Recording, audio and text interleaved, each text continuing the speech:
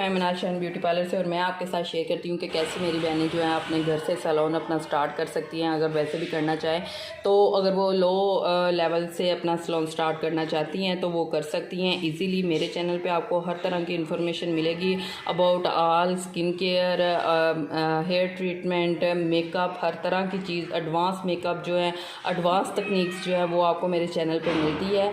और मैं कोई भी बात छुपाती नहीं हूँ। देखिए जी, अगर आप किसी का भला करेंगे तो अल्लाह ताला आपका भला करेगा। मैं तो इस बात पे यकीन रखती हूँ। तो मैं आपके साथ कोई भी जो चीज़ है छुपाऊंगी नहीं है। मैं वो हर चीज़ आपके साथ शेयर करूँगी जो कि मैं अपने सैलून में इस्तेमाल करती हूँ और जो उसका मेथड है।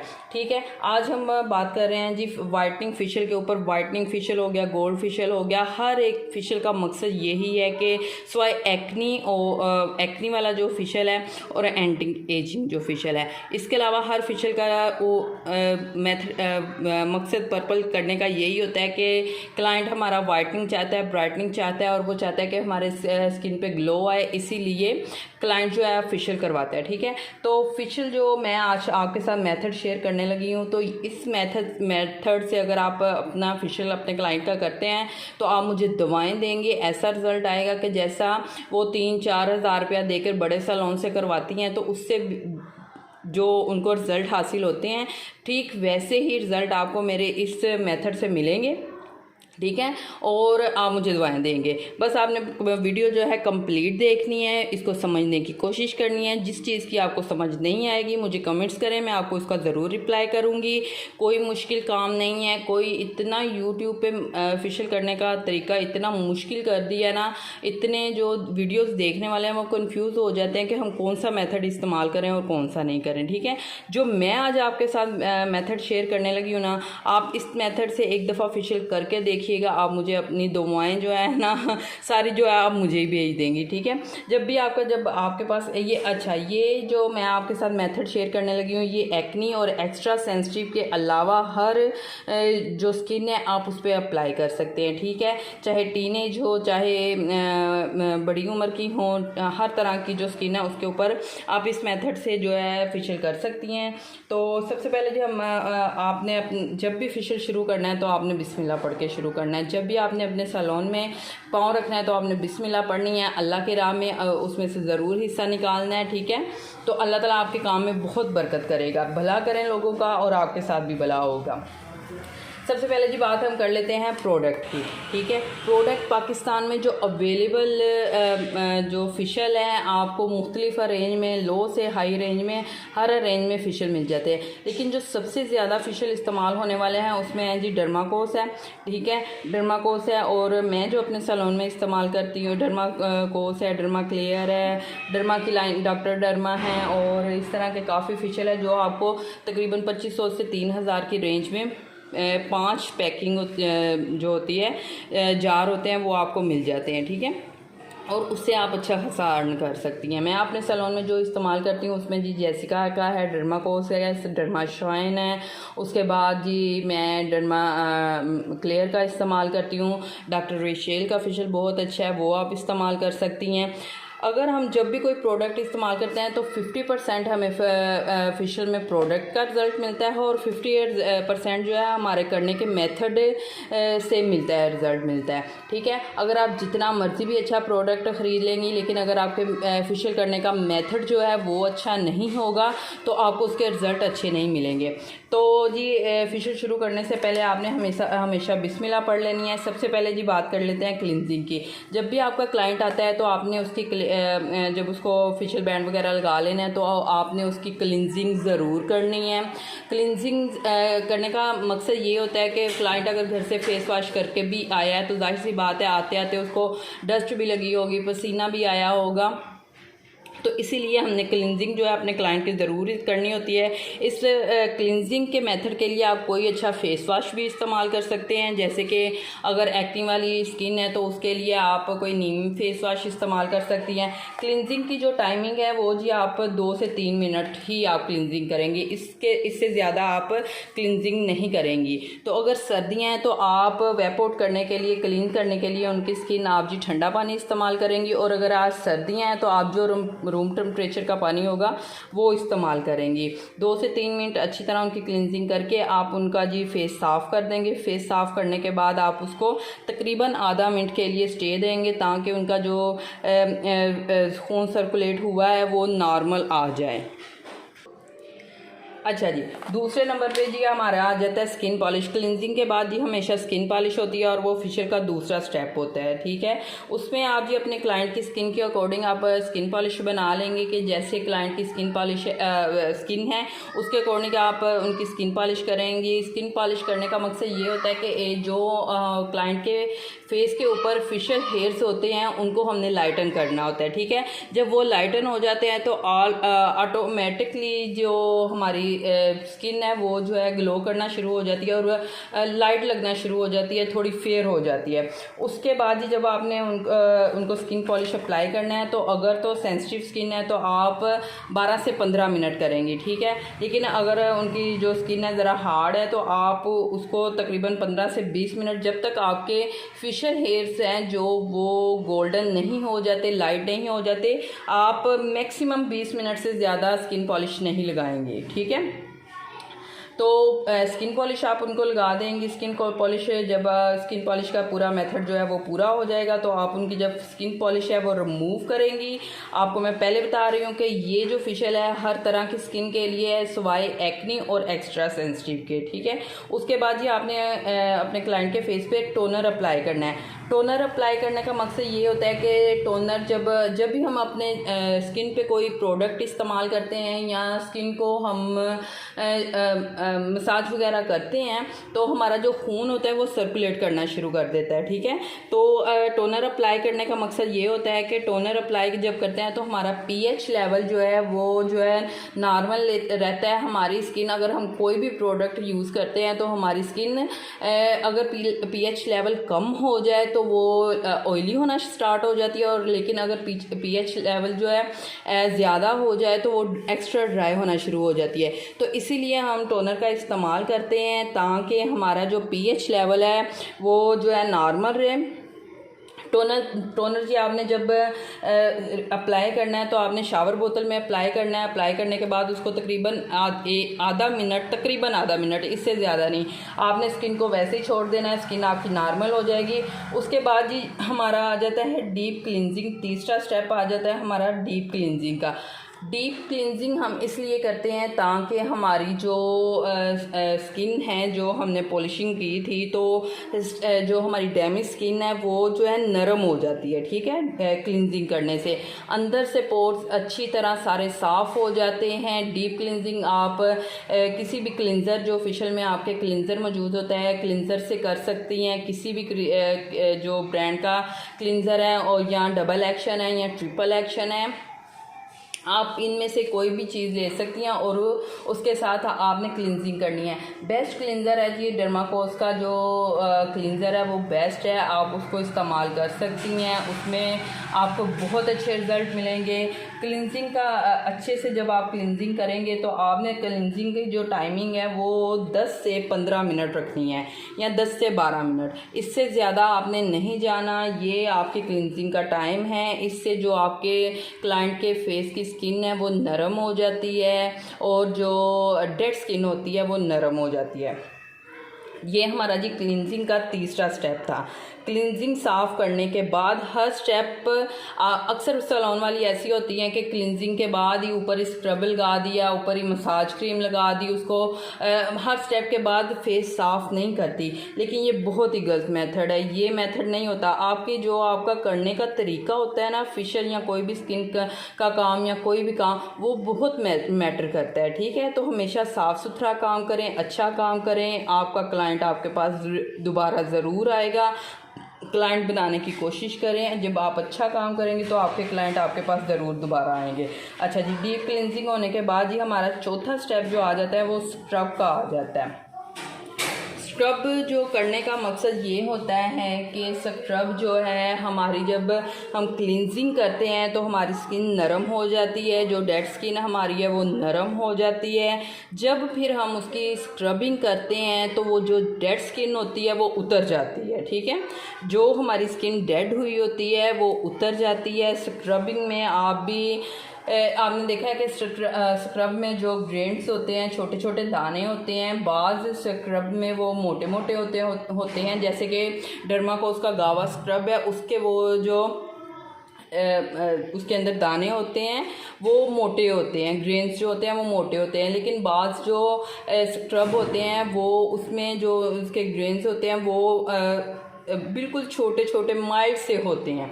तो जो बिल्कुल माइल्ड से हैं वो तो आप ऑयली स्किन पे भी इस्तेमाल कर सकते हैं और आप एक्ने वाली स्किन पे भी इस्तेमाल कर सकते हैं।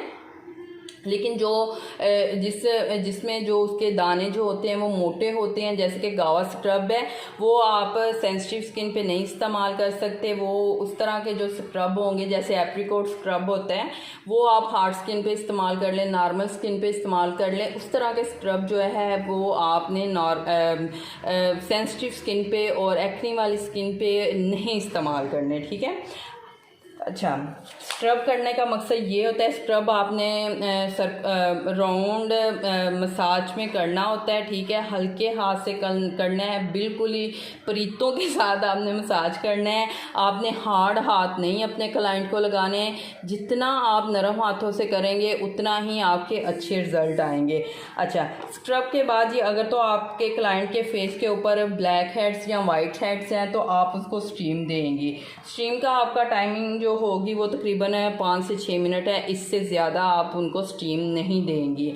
तो अगर तो गर्मियाँ हैं तो आप डायरेक्ट उनको स्टीम दे सकती हैं, लेकिन अगर सर्दियाँ हैं तो आप उनको स्टीमर के साथ स्टीम दे सकती हैं। लेकिन अगर गर्मियाँ हैं तो आप गर्म पानी में टावल डिप करेंगे, छोटे जो टावल होते हैं, गर्म पानी में टावल डिप करेंगे। डिप करने के बाद उसको हल्का सा निचोड़ के अपने क्लाइंट के फेस के ऊपर आप उसको टावल को दे देंगे। तकरीबन 5 मिनट बाद जब आप वो टावल उठाएंगे तो आप देखेंगे आपके जो वाइट हेड्स हैं और ब्लैक हेड्स हैं वो बिल्कुल जो है नरम हो जाएंगे।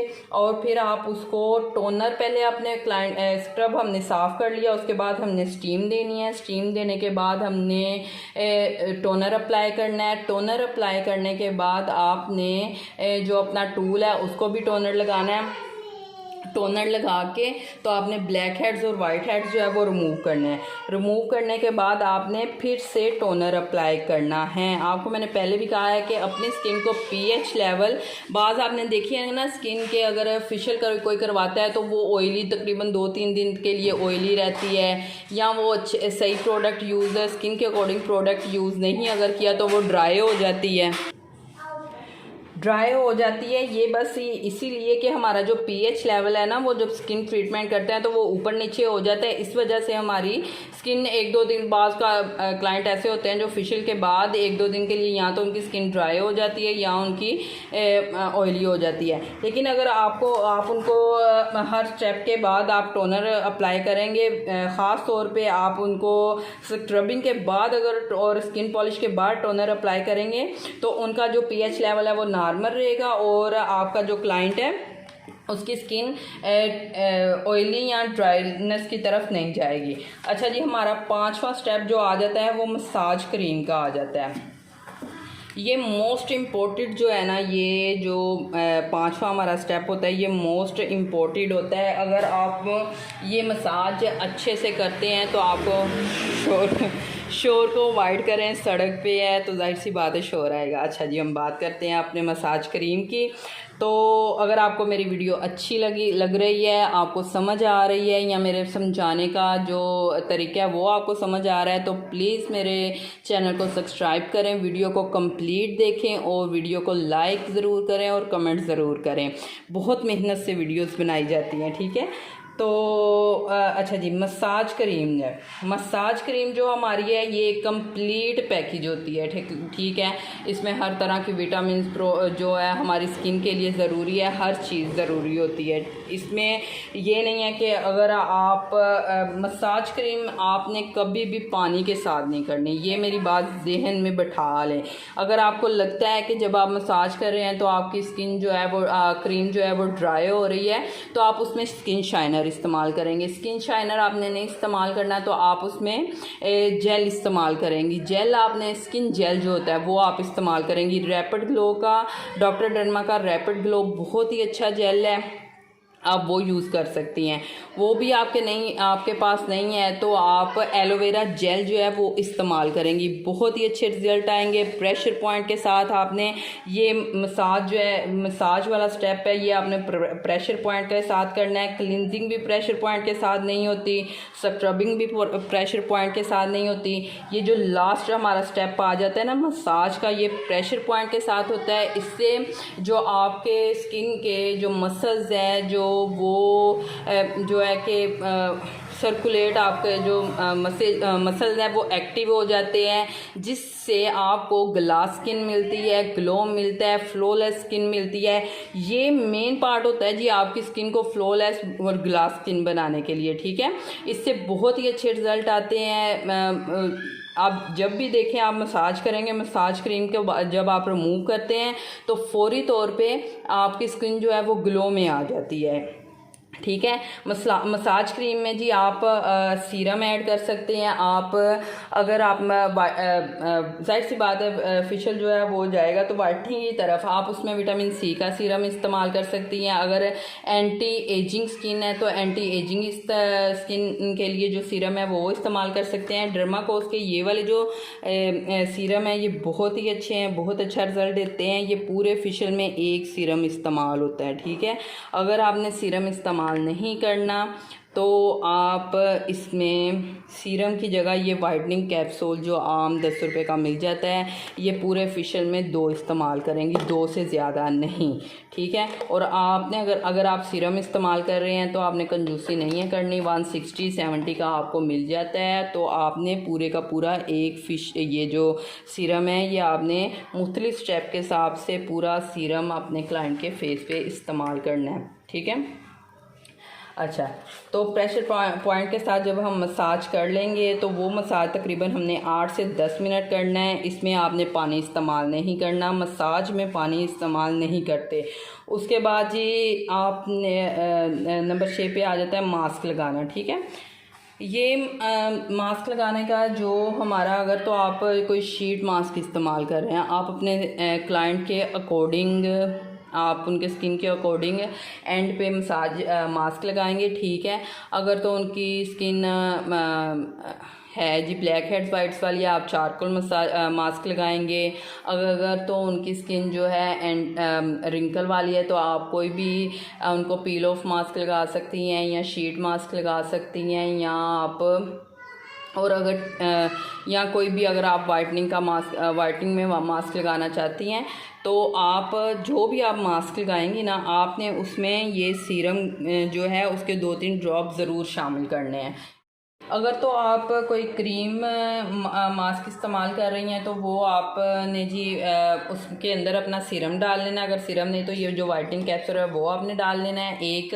लेकिन अगर कोई शीट इस्तेमाल कर रहे हैं, शीट मास्क इस्तेमाल कर रहे हैं, तो आपने पहले शाइनर में मिक्स करके या एलोवेरा जेल में मिक्स करके तो फिर आपने 2 से 3 ड्रॉप किसी भी सीरम के, ठीक है, तो वो आपने फिर अपने स्किन के ऊपर, क्लाइंट की स्किन के ऊपर अप्लाई करके ऊपर आपने शीट मास्क लगा देना है। शीट मास्क को तकरीबन आपने 20 मिनट रहने देना है। और दूसरे जो मास्क होंगे, कम से कम मास्क की जो टाइमिंग होती है वो 7 से 8 मिनट होती है। इससे कम टाइम के लिए ना लगाएं, इससे ज़्यादा टाइम के लिए लगाएं।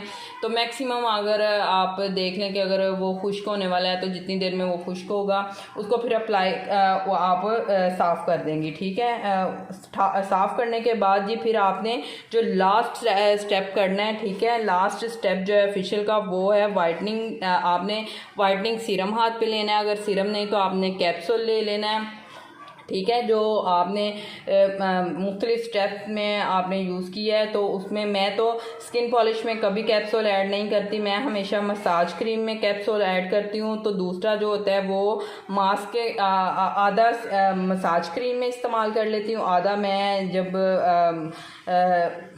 मास्क लगाती हूँ तब इस्तेमाल कर लेती हूँ। और एक जो होता है वो एंड पे जब आपके क्लाइंट का पूरा फेशियल हो जाएगा तो आपने एक कैप्सूल ले लेना है, कैप्सूल नहीं तो सीरम के 2-3 ड्रॉप्स ले लेना है। उसमें आपने जी जेल इस्तेमाल करना है। जेल नहीं है तो आप एलोवेरा जेल इस्तेमाल कर सकती हैं, या आप स्किन शाइनर। आपको आपने उसको अपनी हथेली के ऊपर मिक्स कर लेना है।